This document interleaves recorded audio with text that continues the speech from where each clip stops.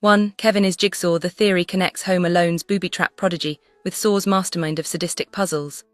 Kevin builds brutal contraptions that burn, maim, and smash, which fans say is the early version of Jigsaw's morality-driven torture machines. His emotional detachment while watching Marv and Harry suffer reads less like self-defense and more like a test. Supporters also point to his use of surveillance, recordings, and manipulation tactics Jigsaw relies on obsessively. Kevin's anger toward his neglectful family and his clear joy in orchestrating pain hint at a darker psyche beneath the cute sweater. They both share striking physical features, blonde, blue-eyed, and calm under pressure. And then there's the thematic overlap. Both force others into life-threatening situations under the logic that it will make them better. Even Saw's creators have joked about the idea, which fans treat as a twisted confirmation that Kevin didn't grow up, he evolved. 2. Childs is the Thing. Fans zero in on the final scene of John Carpenter's 1982 classic, The Thing, where Macready's breath clouds in the freezing air, but Childs doesn't in those sub-zero conditions. This is very suspicious. Supporters say the missing vapor is a clue. Childs isn't breathing because he's not human. Earlier, he disappears during the chaos, only to return with a flimsy excuse about chasing Blair and getting lost. That gap in time paired with his sudden reappearance fuels the theory that he was assimilated off-screen. The camera lingers just long enough to plant doubt, and the ambiguity in his story doesn't help. Some even argue that his calmness compared to Macready's paranoia is unnatural, like he's mimicking human behavior, not feeling it. The theory hangs on those visual and behavioral cracks, treating the final stare-down not as a relief, but a silent confirmation that Macready is sitting across from a monster. 3. Dr. Loomis is actually Sam Loomis. The theory says Sam Loomis from Psycho changed his entire life after surviving Norman Bates. Fans believe he retrained as a psychiatrist, took the name Dr. Samuel Loomis, and dedicated himself to stopping people like Norman before they kill again. They point out that Halloween's Dr. Loomis has a serious obsession with Michael Myers, almost like he's trying to fix something he failed to stop before. The timeline even works if you imagine Loomis finishing med school and winding up in Haddonfield. And then there's the clever name reuse. Halloween straight up borrowed the name Samuel Loomis from Psycho. Plus, Janet Leigh from Psycho is the real-life mother of Jamie Lee Curtis. So this fan theory has some cinematic family drama baked in too. 4. Freddy Krueger is Nancy Thompson's father. Fans point out that Freddy treats Nancy differently. He toys with her, fixates on her, and targets her mind more than her body. Then there's that glove hidden in the boiler room of her house, stashed away by her mother, Marge. That detail alone has led to wild speculation that Marge had a secret connection with Freddy, maybe even an affair. Some believe Nancy was born from that relationship, and Marge kept it buried, literally and emotionally, after Freddy's death.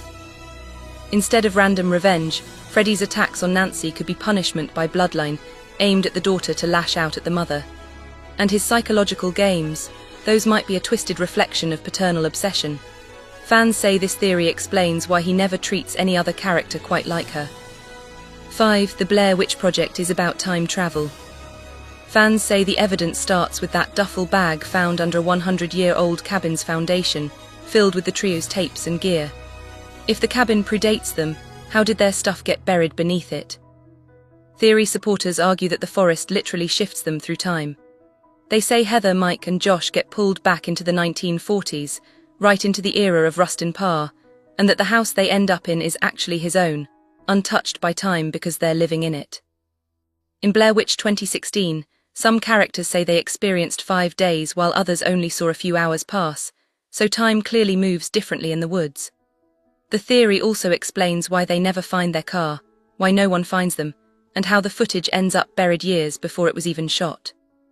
6. Stu survived. Fans argue the TV to the face wasn't a guaranteed kill, especially since Matthew Lillard himself keeps saying Stu could have walked it off. He even joked it was just a TV, and honestly, in slasher terms, that's barely a scratch. Then there's his blink and you'll miss it cameo in Scream 2, hanging out in a frat party scene like a ghost in plain sight. That wasn't random.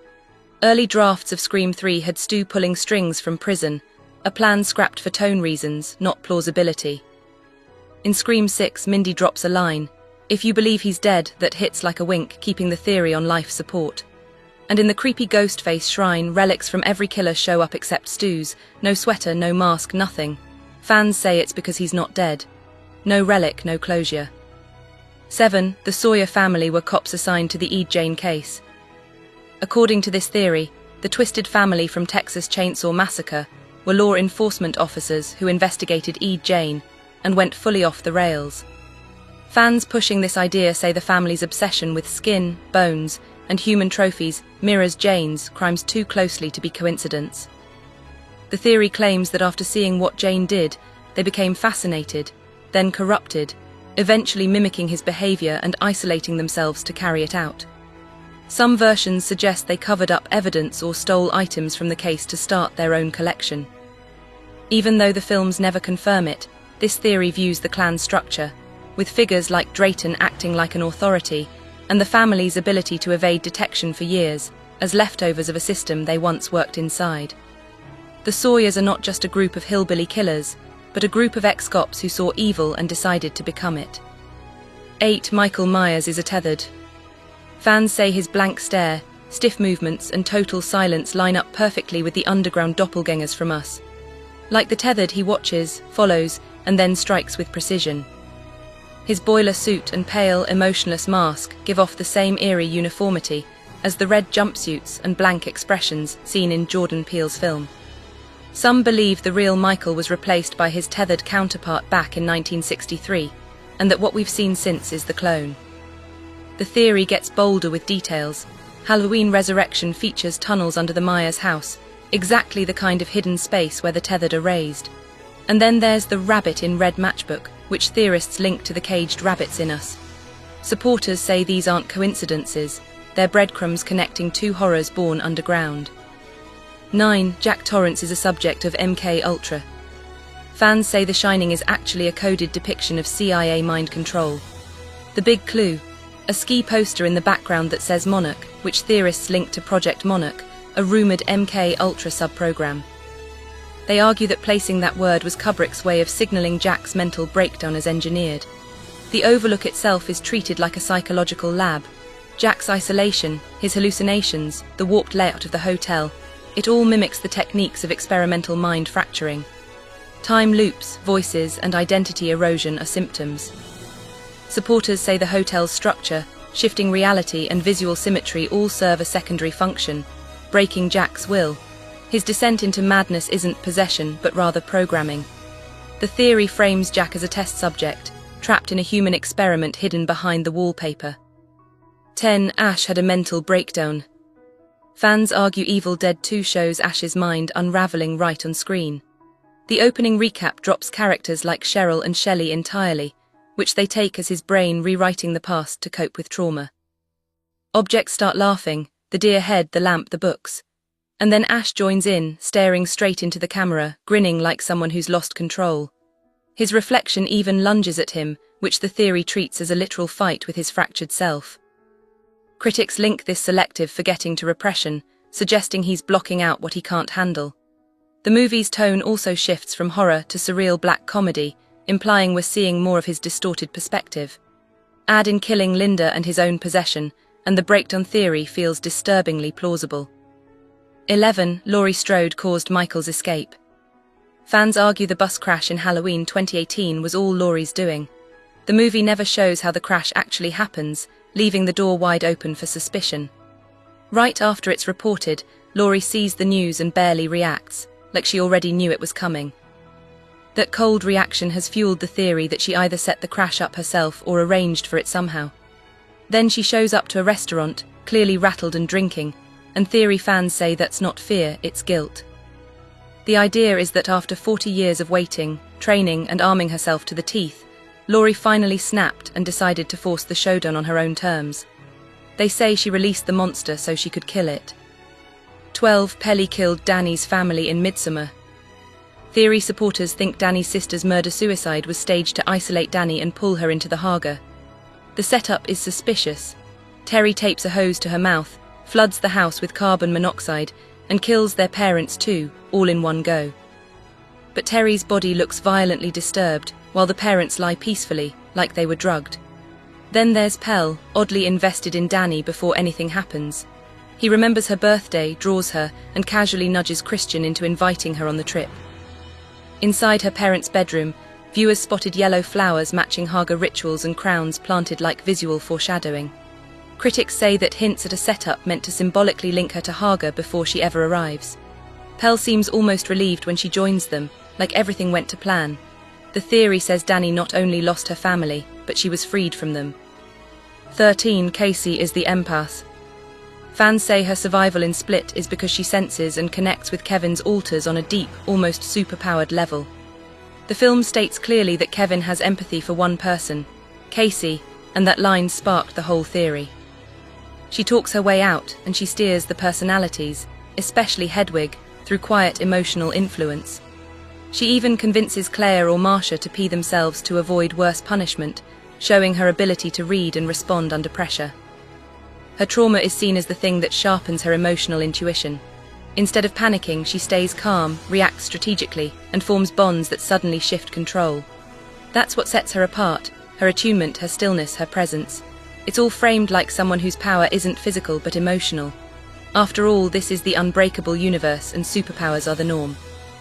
14. Balloons hold the spirits of children. Fans believe the red balloons Pennywise uses are vessels. The theory says each balloon represents a soul taken by Pennywise, tied directly to the deadlights. The floating decorations are actually manifestations of the kids who now float in his realm. The phrase, "we all float down here," is a literal linking the floating balloons to the trapped spirits of his victims. Pennywise never shows up without those balloons nearby, and they always appear just before or after a child vanishes. Supporters say the balloons don't float randomly. They drift like echoes of the kids swallowed by the deadlights. And in multiple scenes, balloons appear where no one else should be, almost like ghosts marking where a life was taken. 15. Pamela Voorhees resurrected Jason. Fans argue her killing spree was ritual. In Jason Goes to Hell, it's revealed Pamela had access to the Necronomicon, tying her to actual black magic. That detail reframes everything. Her murders in the first Friday the 13th are methodical, like sacrifices. Poisoning water, setting fires, and killing counselors all start to look like ritual prep, not chaos. Some even say she was completing a spell to bring Jason back. When Jason later returns with supernatural stamina and regenerative powers, it backs the idea that his resurrection was magical, not random. The theory says Jason was summoned, and Pamela was a practitioner, channeling ancient forces to restore her son. 16. Kurt is actually a villain. This cabin in the woods theory claims Kurt was in on the entire operation. He's the one who pushed the trip in the first place, claiming it was his cousin's cabin, even though Marty later questions if that cousin even exists. Then there's the gas station stop, where Kurt throws money to move things along, keeping the group from asking questions. Down in the basement, he grabs two cursed objects, not just one, which fans say is a clue. He knows exactly what's going on. During the creepy pheromone moment, he's the one who takes Jules outside to do what the ritual needs, triggering the first death. And that ravine jump, he speeds toward it like he knows what's waiting and has to hit it full force to seal the deal. 17. Sarah is the killer. Fans argue The Descent hides a psychological twist behind its monster movie setup. From the start, Sarah's shown hallucinating, seeing her daughter Jessica, dreaming she's in a hospital and snapping back into the cave.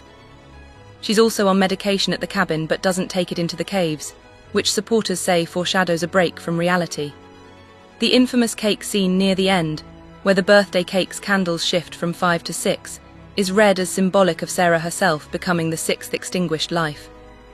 Her choices, euthanizing Bate and abandoning Juno after learning about the affair, fit a pattern of personal rage rather than survival instinct. Combined with the film's constant descent imagery and distorted reality cues, proponents argue the crawlers may be hallucinations masking Sarah's violence, turning her into the real predator in the dark. 18. Event Horizon and Hellraiser share a universe. Fans point out that Dr. Weir, after returning from the Hell Dimension, speaks the line, "I have such wonderful things to show you," echoing the infamous xenomorph promise. Correction, this line echoes Pinhead from Hellraiser, not the xenomorph. The ship's Latin warning, "Liberate et tutamit ex inferis," literally invokes hell, not metaphorically, but as a real place. The filmmakers even admitted they were inspired by the puzzle box in Hellraiser, designing the gravity drive to resemble a shifting mechanical gateway to torment. Both films explore the same theme, human obsession unlocking cosmic suffering. In Hellraiser it's the box, in Event Horizon it's the drive. The mutilated bodies, psychic torture, and obsession with pain as transcendence appear in both. The theory argues these aren't just homages, they're signals. Event Horizon is what happens when someone builds a lament configuration on a spaceship. 19. The homeless man in The Exorcist is a demon spy. Fans believe the figure who appears near Father Karras is a planted observer for Pazuzu. The theory centers on a specific phrase, "You're next." The homeless man says it early in the film, and later Karras hears the same line during a moment of spiritual collapse. Supporters argue this is actually surveillance. The Exorcist wiki even flags him as a possible demonic agent, with some suggesting he's a minion meant to track and torment Karras. Outside the possessed girl's room in one version of the theory, the man dies off-screen, which fans interpret as the demon discarding its disguise. His sudden absence, paired with his eerie line echoing back at Karras, is taken as proof that he was just another mask used by the evil closing in. 20. Michael Myers is the spirit of Sown. Fans say the proof starts with Halloween 2, where Michael writes Sown in blood on a school chalkboard. Given he's been locked up since childhood, how does he know ancient Celtic terms? The theory argues it's instinct from something supernatural inside him. Sown marks the thinning of the veil between life and death, and Michael's unkillable nature fits that exact law. Later films bring in the Thorn cult, tying him to druidic rituals linked to Sown, making his murders part of an ancient sacrificial pattern. In the novelizations, Michael dreams of a Celtic boy named Ender, cursed during Sown for killing his family, implying Michael is either possessed by or reincarnated from that same spirit. His blank stare, the inhuman silence, the unnatural return, supporters say it's the spirit of Sown walking. 21. Hostel is a sequel to Saw. Fans point to a portrait in Hostel Part 2 that looks eerily like Amanda Young, Jigsaw's protégé, and say it's more than a coincidence. The theory claims Amanda survived, took over Jigsaw's legacy, and founded Elite Hunting as a darker evolution of the tests, turning moral judgment into a business for the ultra-rich. The two franchises share disturbing DNA, pain-based punishment, elaborate traps, and twisted logic behind who deserves to suffer. Saw is about earning survival through lessons. Hostel skips the lecture and monetizes cruelty. Both were released by Lionsgate, giving fans ammo to argue there's room for an intentional crossover. The tone, visuals, and even music cues in Hostel nod toward the Saw universe. Supporters say Hostel is what happens when someone scales the world of Jigsaw. 22. Leatherface is a woman. Fans pushing this theory focus on the character's unsettling use of gender-coded masks, especially the pretty woman and old lady faces, paired with wigs, makeup, and traditionally feminine attire. During the dinner scene in the original film, Leatherface presents almost like a housewife figure, nervously serving food in a dress and lipstick. Supporters argue this is actually a performance. Some versions of the theory cite the scrapped concept from the 2017 prequel, where Jedediah was raised as a girl, forced into feminine clothing by a family that wanted a daughter. While never canonized, that abandoned idea feeds speculation that Leatherface's identity is rooted in forced gender confusion or fluidity. The theory leans on repeated visual cues and interpretive readings of Leatherface as someone who literally wears personas. 23. The Collector is a failed Jigsaw protégé.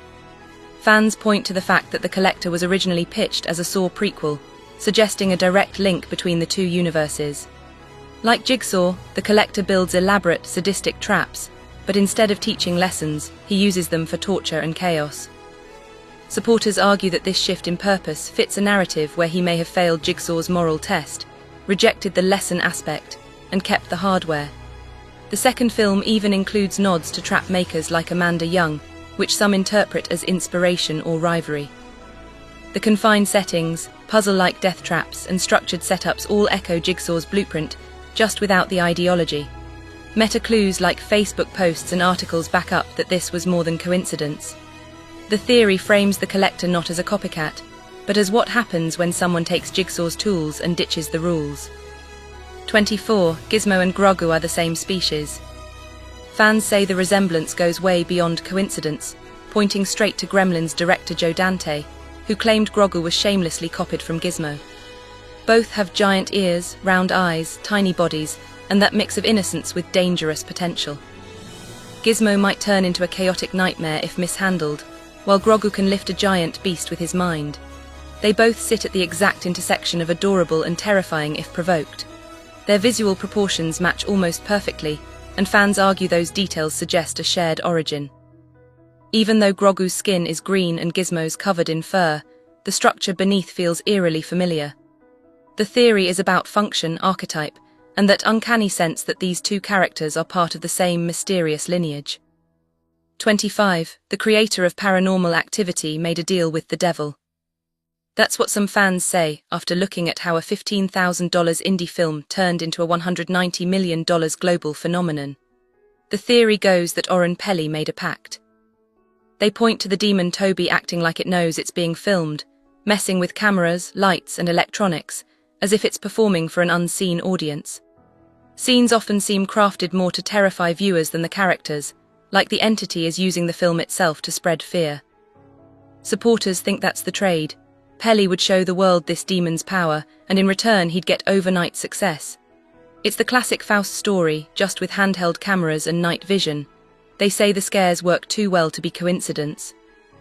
If you enjoyed this, I post movie content a lot here. I would greatly appreciate it if you could subscribe. Thanks for watching and see you next time.